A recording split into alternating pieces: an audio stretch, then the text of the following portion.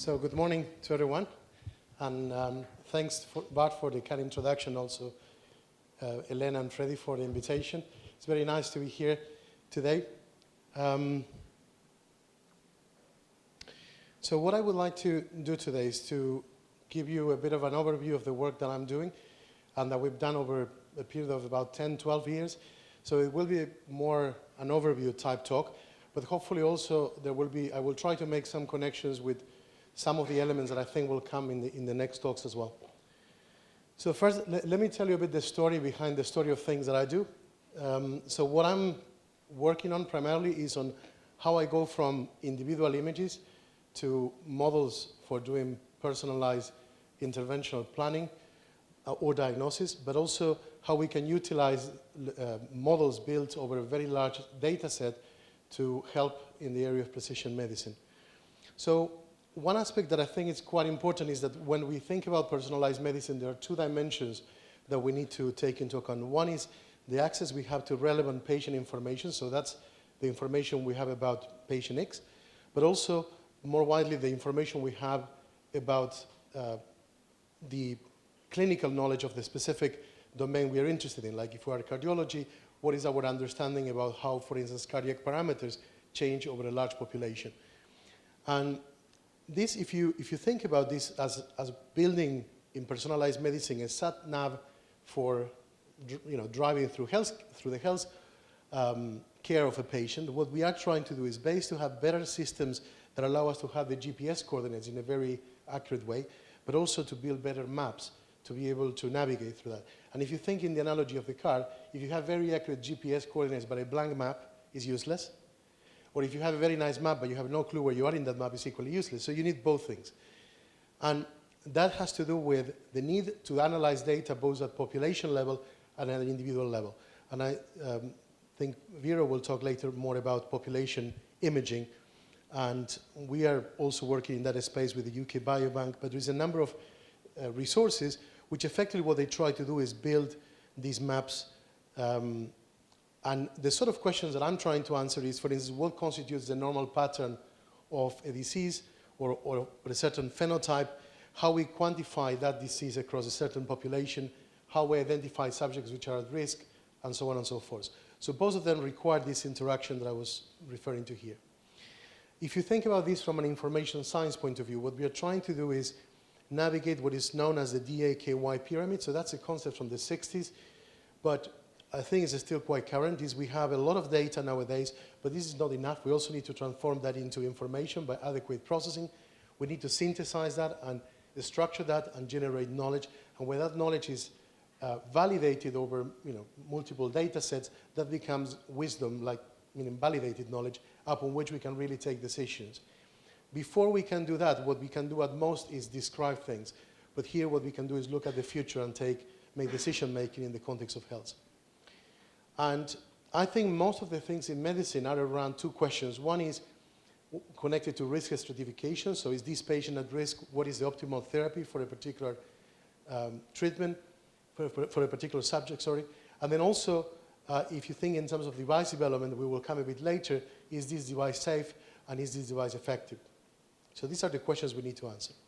Now, nowadays, and I hope I'm not saying anything against the master class from Bart on Monday, but people believe that with deep learning and with big data we can sort everything out. And I don't believe so. And I do work in AI myself as well. So the way you could understand why I mean this is, in the context of machine learning, what we're trying to do is a data-driven approach where we go from data to wisdom through some sort of phenomenological model. We really don't quite understand what's happening, but we have sufficient data to build a mapping between them. There is an author, Dirk Helbing, who is based in ETH, who has a very interesting paper, in my view, that makes some projections in the future. So he's a theoretical physicist, but he works in a social sciences department. So he does computational social sciences. And he applies physics theory to try to understand some of the things that are going on. So one of those is projections about how the processing power will changes over time. So we know that as the Moore's law. And we know that it doubles every 18 months approximately. Data volume is doubling every 12 months. Both of them are exponentials. So what we are saying here is that there is going to be a moment where we will have more data that we will be able even to compute, right? So that's problem number one. But the one that I think is a really challenging one is this red line that talks about the systemic complexity. And you can think about this as both the complexity of the algorithms we're building, we have more and more parameters to fit, to adjust, or the complexity of the organ systems we are trying to study, which have multiple aspects that need to be taken into account. Now, the systemic complexity is not exponential, unfortunately, it's factorial, which means that there will be a moment where the systems we are trying to identify will be a lot more complex than the data we have available, and both a lot bigger than the ability to do computations that we have. So, a number of people, like myself and others, think that it's quite important to start incorporating prior knowledge into the AI type of algorithms, mechanistic type of priors. And this is a very interesting paper from only a few weeks back in Nature Machine Intelligence, where the group of Andreas Meyer has shown that actually there are ways in which you can incorporate priors in the context of deep networks, and that helps to reduce the error bounds, which, if you think carefully, is not very surprising, but these guys demonstrated it mathematically and show that that's the case. So if you think with these comments, what you can see is this quest to go from data to wisdom having two directions. One, which is a phenomenological approach, of which machine learning, deep learning, AI more broadly are just different flavors of it. But also another way, which is more mechanistic approaches, where you do have knowledge about priors. So we're going to talk later a bit about flow dynamics. So in that case, the priors are the fact that you know flow follows the Navier-Stokes equations. But you can think about the elasticity equations if you're thinking about deformable organs and so on. So these techniques are very helpful where the priors are very strong and you don't have a lot of data. While machine learning and AI are very good when you have not a lot of priors, but a lot of data. And what is good or bad depends on the specific situation. I think what we need to do is become flexible about our use of tools and use the right tool for the right problem. That's mainly my point, not to say that AI is not valuable. So what I'm going to do today is to show one example that I took from our past work and sort of work it through in detail, which comes from the area of work we've done in cerebrovascular disease, in particular brain aneurysms, but that tries to put some of these ideas together, but perhaps given a bit more emphasis to the mechanistic models, given that I know that you've been hearing quite a bit on the AI side already.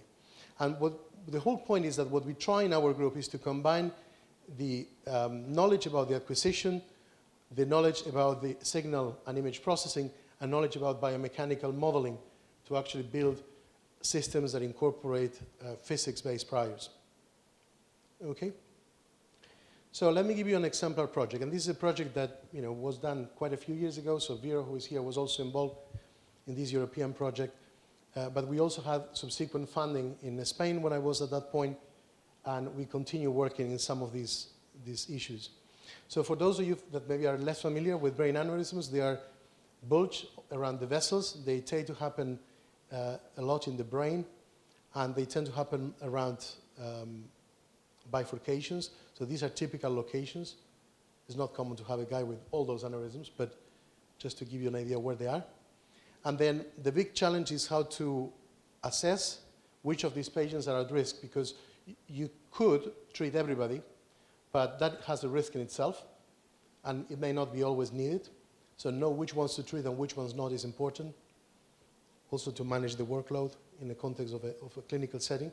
And then if you decide you want to treat, there is actually multiple options. You can do clipping, which requires craniotomy, so you need to open the skull and put a clip.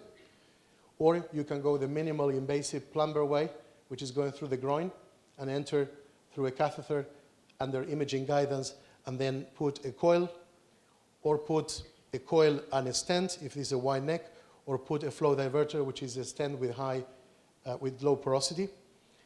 The objective of all of these techniques is to reduce the blood flow within the aneurysm and therefore to promote coagulation.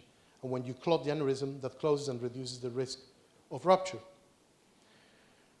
So one of the issues is that these patients, you have a large prevalence of 1 to 5%, depending on the study, more in females than in male, but actually only a few of those break every year.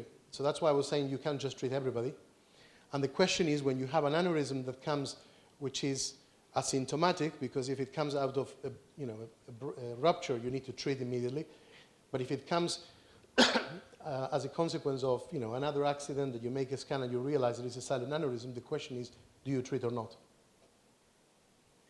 Knowing that there is quite a lot of mortality, morbidity, and some subjects that remain normal, which are quite challenging numbers. So the disease, and this is what I talk by systemic complexity, is quite complex, so there is a lot of elements involved, and although you will see that we tackle it from a number of angles, it still is a simplification, and this slide is just to remind myself and remind you that there is a lot of mechanisms involved, and that we are going to talk about some of them, but not all of them. So if we start from the end, what is the dream of what we want to build? We want to build a system that would allow us to look at a particular patient, load a number of data points about that subject, and be able to estimate what is the life expectancy without doing anything, and if I do different types of treatments, and be able to combine the risk of treating versus the risk of just watchful waiting. The other thing we would like to do so that's for the first question, is do we treat or not? And the second thing we would like to do is to combine information from imaging systems like this rotational angiography system with software that allows us to do predictions of blood flow because there is some, I'll come back to that later, but there is some understanding that blood flow can help in the prediction of rupture and also looking at how flow changes after putting a stent.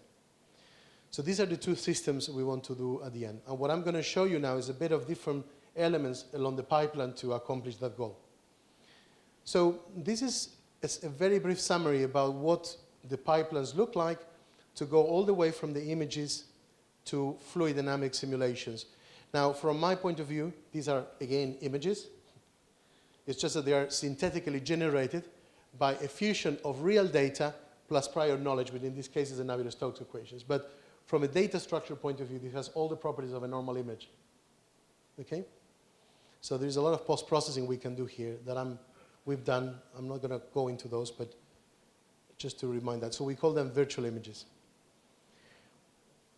So you go from the images to 3D models. You need to reconstruct the geometry. They need to be really accurate meshes because you're going to do flow later on, flow calculations. They need to be watertight, nicely formed meshes.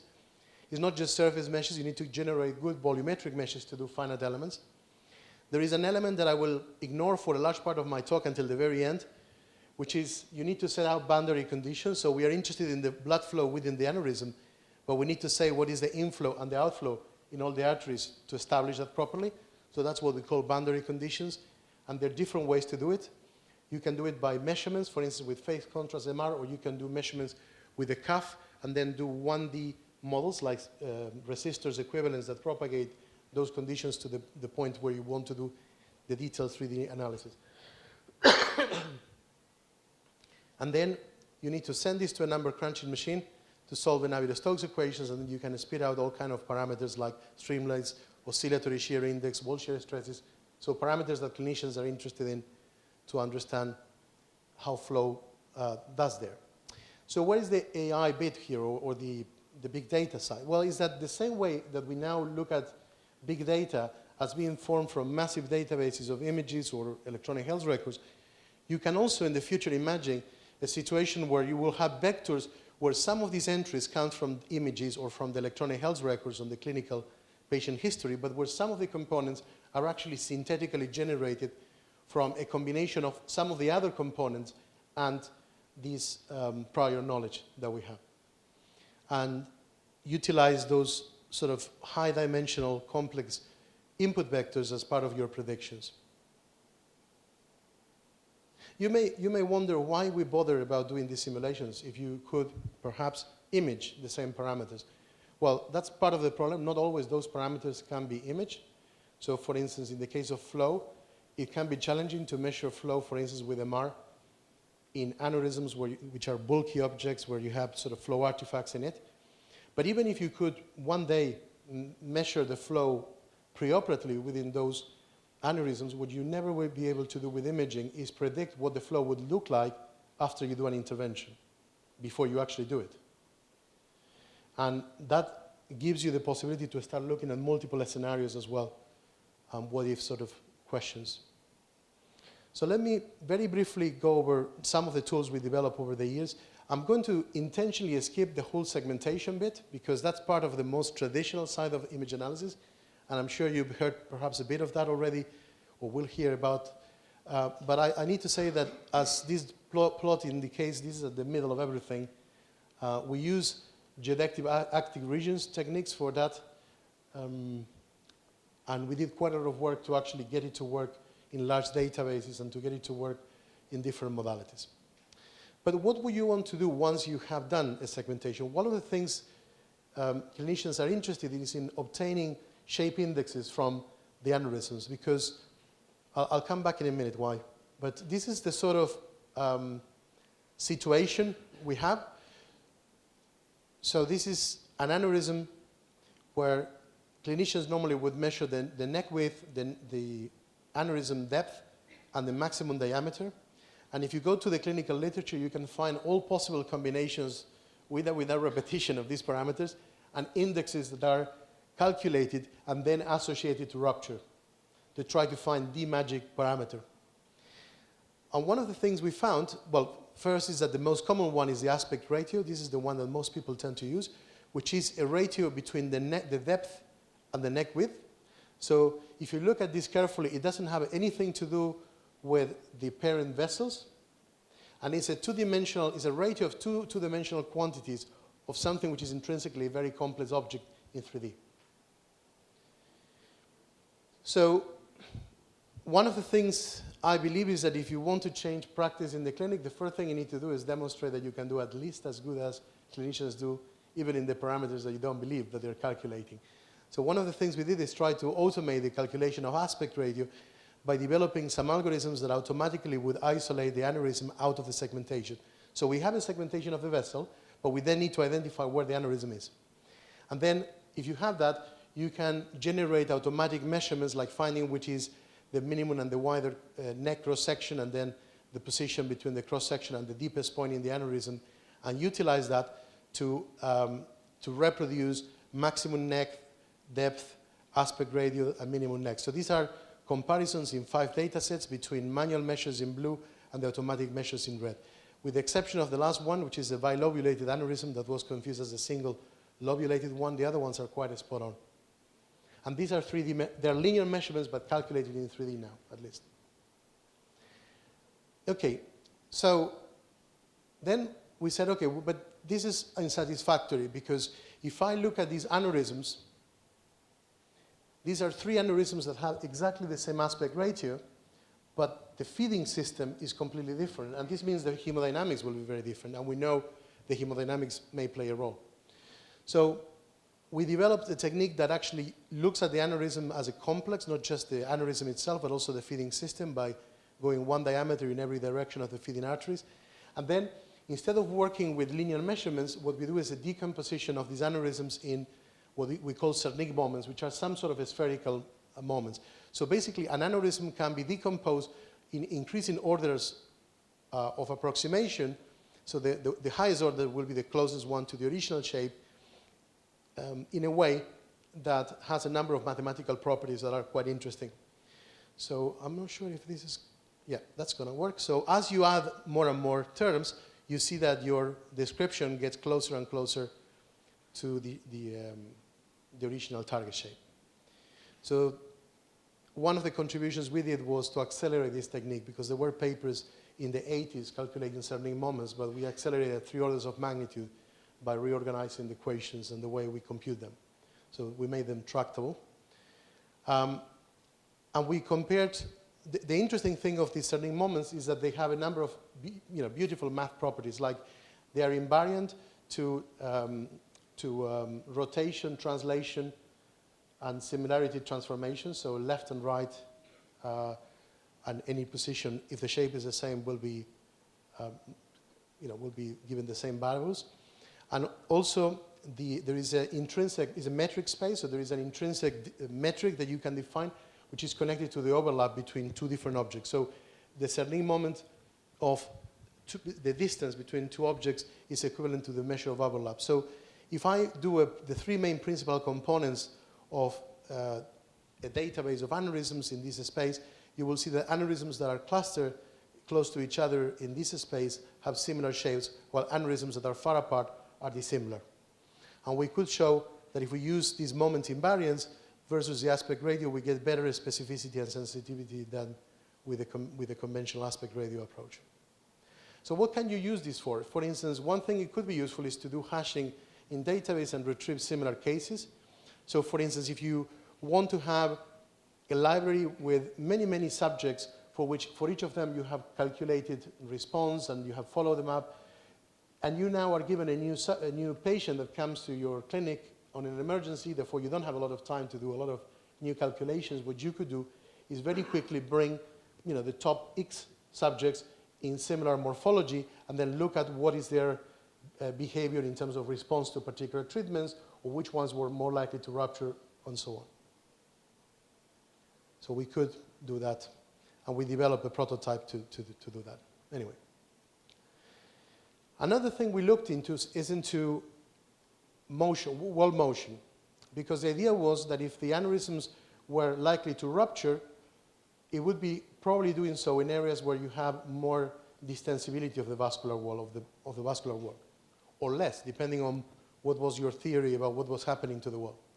So there was some evidence from the 90s, that people looked into overall volume of aneurysms with MR, and they showed that they were different in diastole and systole. And what we did want to do is to be able to provide dynamics, but without having to do additional acquisition on the patient.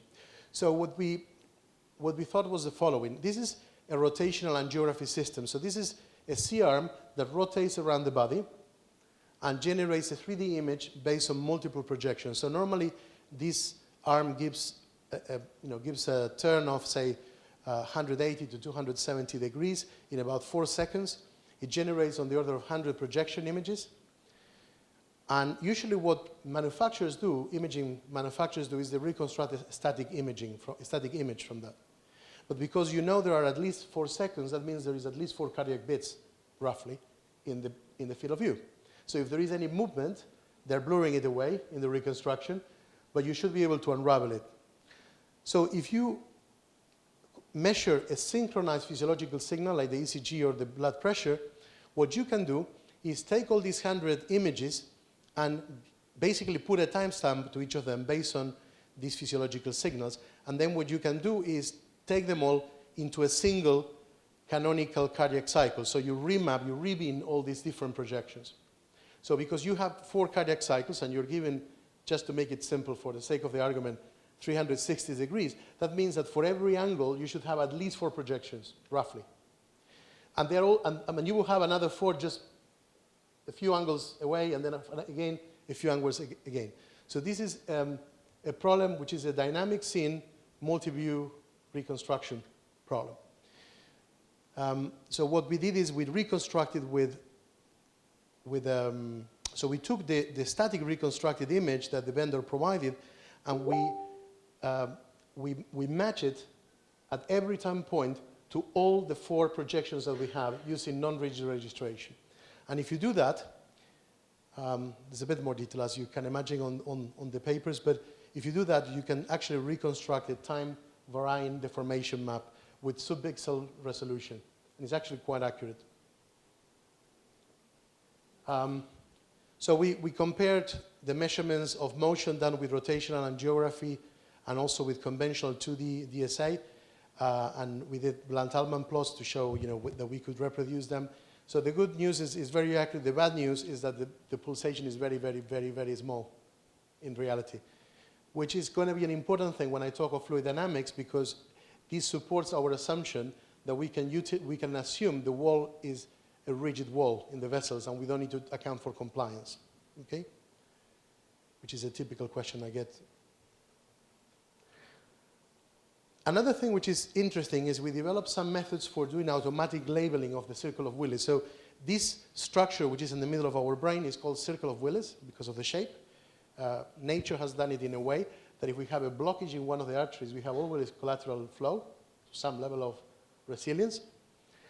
And each of these branches has a particular name, and usually there is a certain amount of aneurysm prevalence in each of them. The problem is that some of these branches may be absent, and still that's okay, that's normal. There is a number of variants of the circle of Willis. And what we wanted is to develop a method that automatically will tell you for a given angiogram what was the name of each of the arteries. Why? Because then we can set up automatically boundary conditions, for instance, or we can do, for instance, if we do a statistics, we can assign the statistics to the different classes depending where it was coming from. So the way we solved this problem was as a graph matching problem, where the graph that we developed is based on all the nodes in the circle of Willis, so these nodes, and these branches, these edges can or not be present, so that we allow for that. And where at every node we describe the vessel as this n-tuple, 7-tuple, that contains the position, the normals, the radio of the daughters, and the parent vessel. And if you do that, and you put that into a Bayesian inference framework, so that you can account to the fact that there could be multiple type of graphs that are all valid for different configurations of the circle of Willis, what you can develop is, if you put a label, a color corresponds to a particular label, you can automatically label circles of Willis with their corresponding names. So some of these are the typical cases, and some of them with missing sections, and some of them where we got errors as well. Okay, so far is everything about extracting parameters from these databases. But what about doing flow and doing interventional planning? So flow, without going here in detail, was actually, at the time we did all this, was a hot topic where people were looking into what parameters of hemodynamics were related with initiation of aneurysms, growth, and rupture, and the same variables, things like wall shear stress, have different relationships or associations with the different phases of the aneurysms. Like wall shear stress is thought to be high at the point of initiation, but then a low amount of shear stress being the one that actually promotes growth of the aneurysms and eventually rupture. And the same for a number of other variables. But there was a lack of a systematic study that will actually compute all these quantities and understand how they were associated with rupture. A few years after we started doing the work, and I don't mean this was connected with our work, but with the work of a lot of people in the community, it was quite interesting to see that even in the main guidelines for the American Heart Association, where they describe different developments and their, what is called the class of evidence, the level of evidence that each of those new parameters have, there's a statement in the case of aneurysms where it says, in addition to size and location, which is the two things that we're measuring, and the patient's age and health status, that tells you about what was considered for making decisions, these four things. It might be reasonable to consider morphological, that means 3D, and high hemodynamic characteristics of the aneurysms when discussing the risk of rupture. Okay? So I think a lot of the work that influenced in these guidelines was coming from a large community of people who believed into CFD. So how do we do this? So I explained a bit the pipeline before. We have a number of assumptions. So we assume the fluid is incompressible, that is a Newtonian fluid, and that it adheres to the Navier-Stokes equations. As I mentioned earlier, we assume rigid walls. This is details about our particular solver, and we put the boundary conditions either from measurements of phase contrast, which are rare to have for each individual, or what we also had was like an atlas of flow. So we had like one volunteer that we measured exhaustively, and we used the parameters from that volunteer as instances from all of the other subjects. Now you may say, well, that is not personalized. You are right, but if you actually go and do phase contrast measurements, at best what you have is the personalization of the boundary conditions at the moment the guy was made the MR. If the guy had one more coffee than needed before or one less, that will affect that flow, for instance, measurement. So it still is not very clear, or wasn't very clear at that point, what we should do with boundary conditions. I'll tell you later what are we thinking at the moment.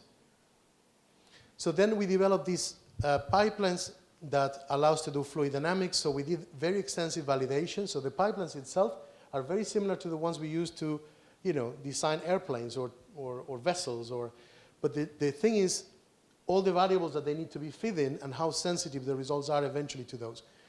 So one of the things we did is we looked at a number of aneurysms at different time points, and we compare a baseline flow measurements for different cases and what happens when we change the rheological model for non-Newtonian to Casson, or when we modify slightly the boundary conditions. So basically a sensitivity analysis.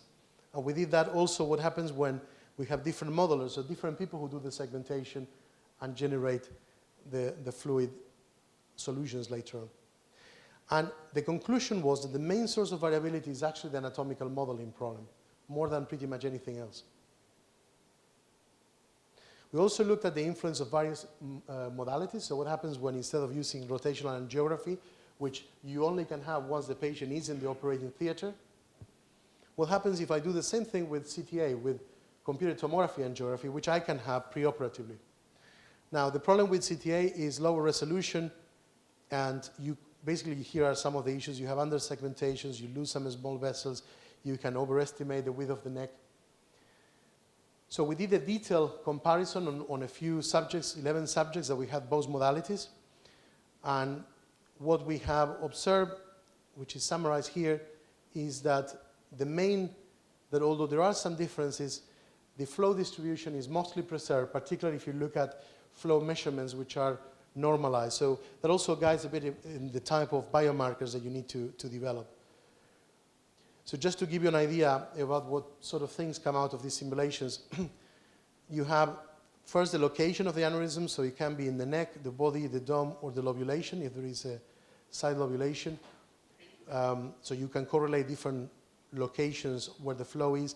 You can also relate the injet size, the inflow side, through the neck, being thin or large, or the size of impingement, the part where the jet hits the wall, whether it is small or large. And then you also can look at the complexity of the flow, whether the flow is stable, so it doesn't change over the cardiac cycle, or it's unstable, meaning you have changes of the flow pattern over the cardiac cycle, and whether it's simple or complex, depending on whether you have or not vortexes being created. So these are examples, for instance, of small impingement areas versus large impingement areas. And the movie is basically what happens over the cardiac cycle, of course.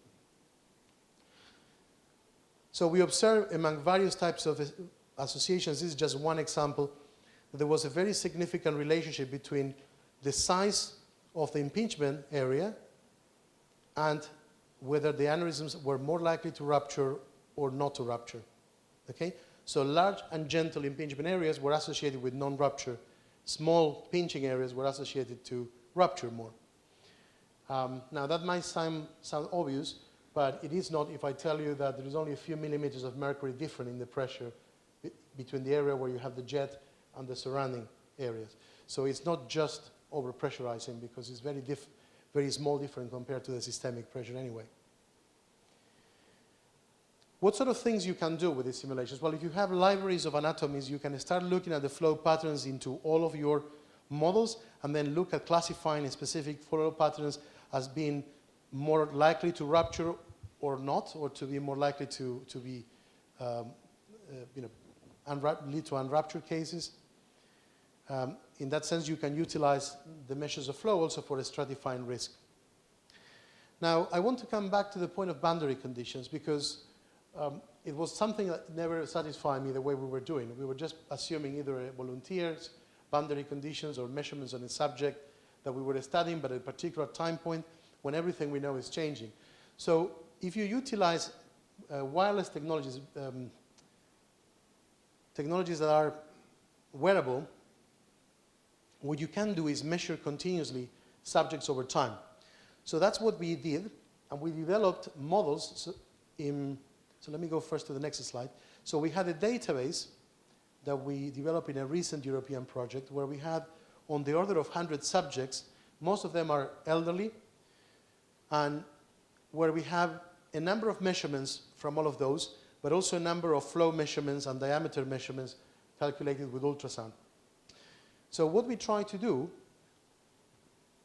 was, through measurements of blood flow over a 48 hours time period, so these guys had sensors basically for 2 days, we generated time series of these variables, and we could generate AI type of models, or machine learning at least type of models, where we could model in a distinct manner the effects of the time variation of the flow over a cardiac cycle versus how the general blood flow properties, like the maximum and the minimum flow, were varying between different subjects, and also whether it was male or female, and in each of those categories depending on weight and other properties. So we generated a model that actually could both provide between subject and intersubject, so within subject and intersubject variability. So why this is interesting? Because now I kind of start thinking about putting boundary conditions which are no longer deterministic, but they are stochastic. And that's our current thinking, that we need to treat boundary conditions as an uncertainty quantification problem, or the influence of boundary conditions as an uncertainty quantification problem.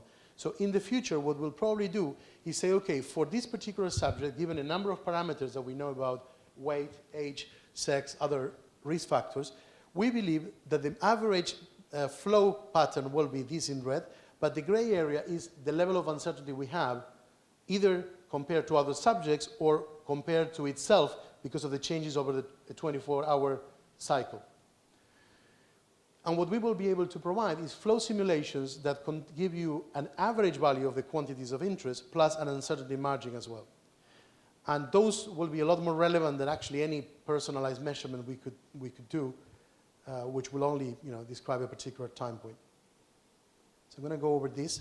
But these are just examples, for instance, of what we can do with the intra-subject variabilities. So these are subjects where we can look at a certain parameter. So this is a time average wall shear stress. So these are maps of wall shear stress on the wall of the aneurysm at rest and at exercise from the same subject. And that one there is oscillatory shear index for the same subject, again, at rest and exercise. So we can simulate different scenarios of lifestyle or activity of the patient and look at whether those have any influence on the parameters of relevance.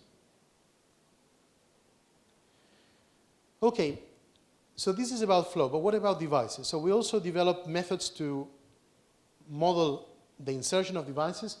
So there are one typical device is although not the first historically, we'll come back to the coils later, which were the first devices introduced, but the stents are very small.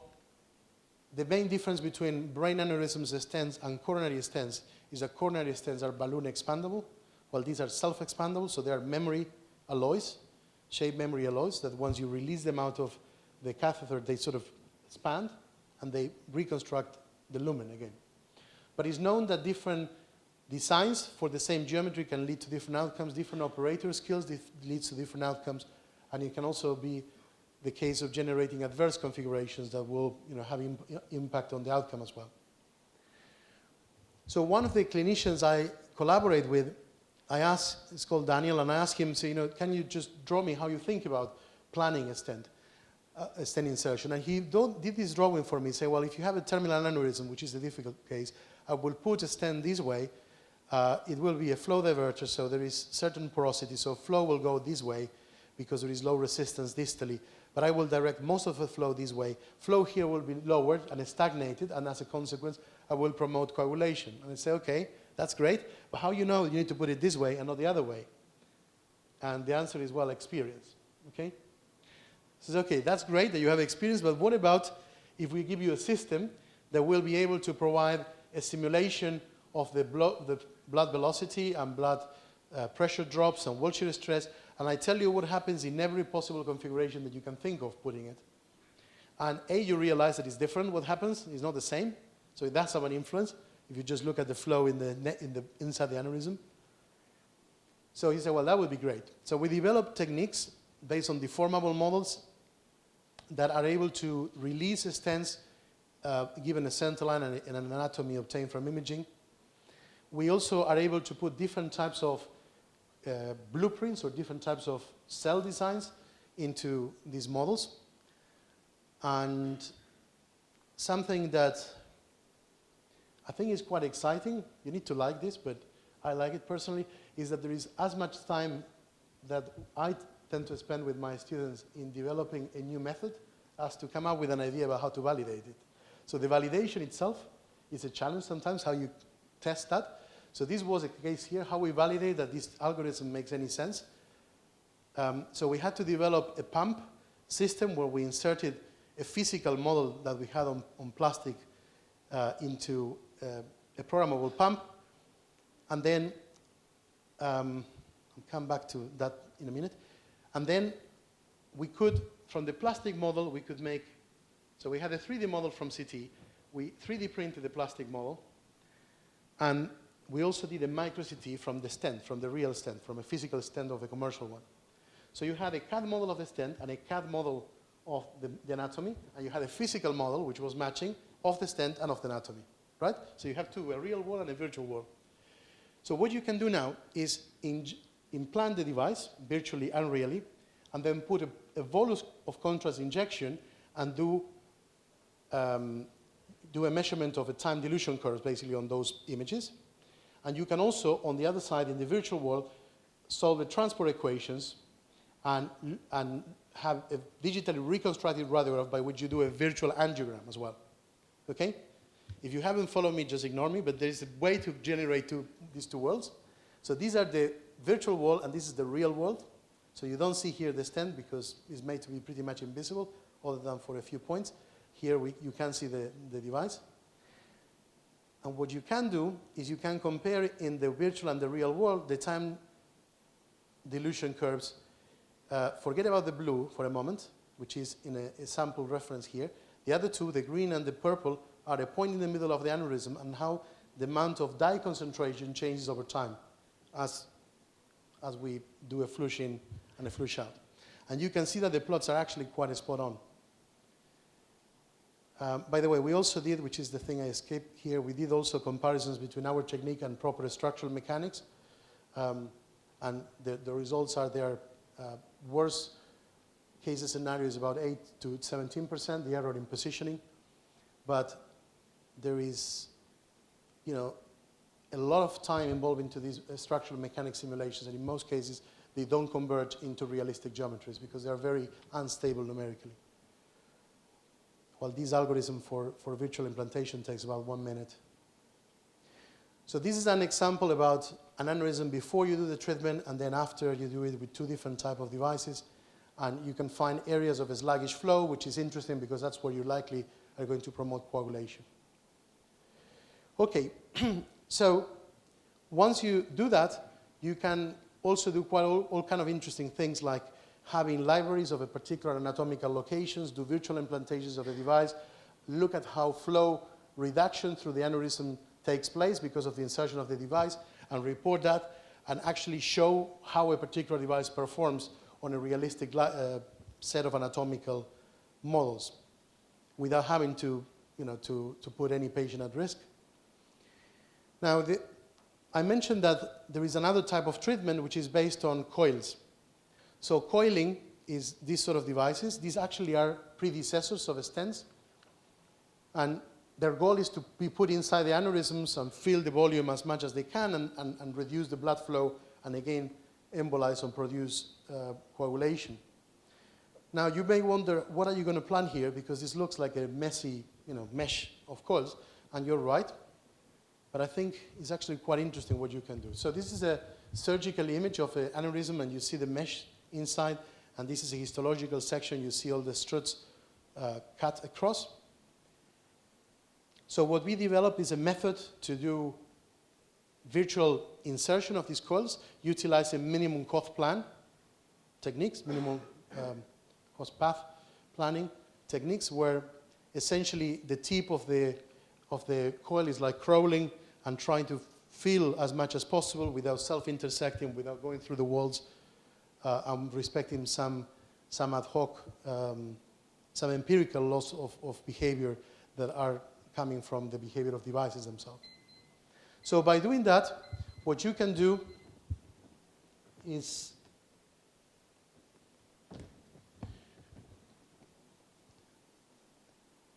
for a given aneurysm shape, you can choose a certain percentage of filling. So the parameter that clinicians use is what is called packing ratio, which is the volume of the total volume of metal you put into the aneurysm divided by the volume of the aneurysm itself. Okay?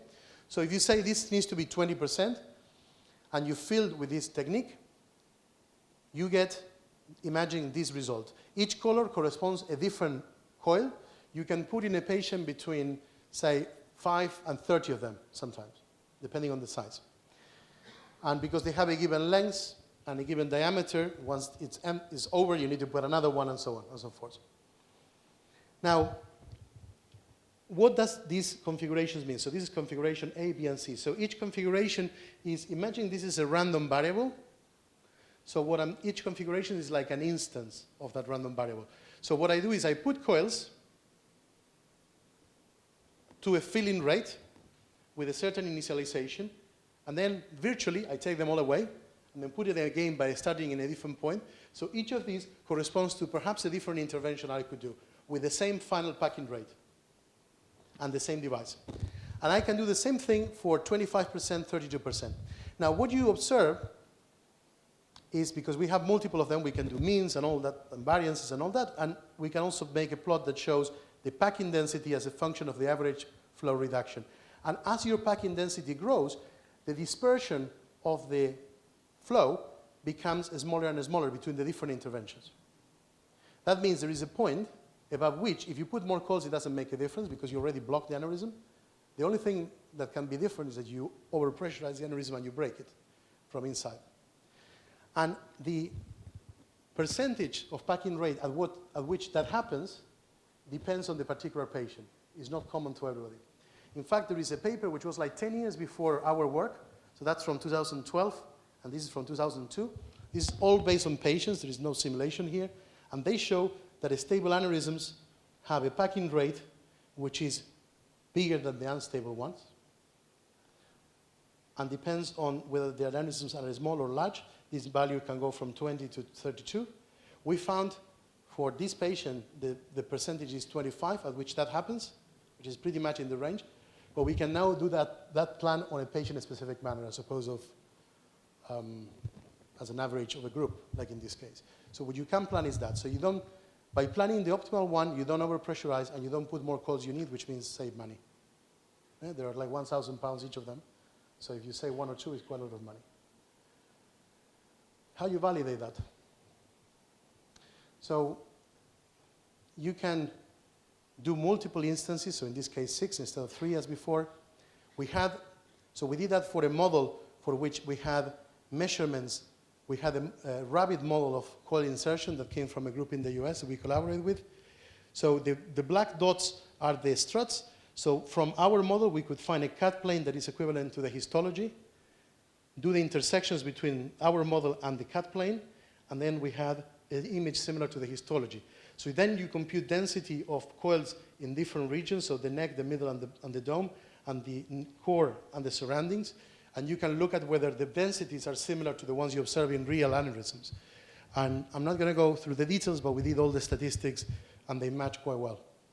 We also did the virtual angiograms, as we did for the stenting, and you actually can see that the two plots, the in vivo and the CFD, are spot on in a number of points as well.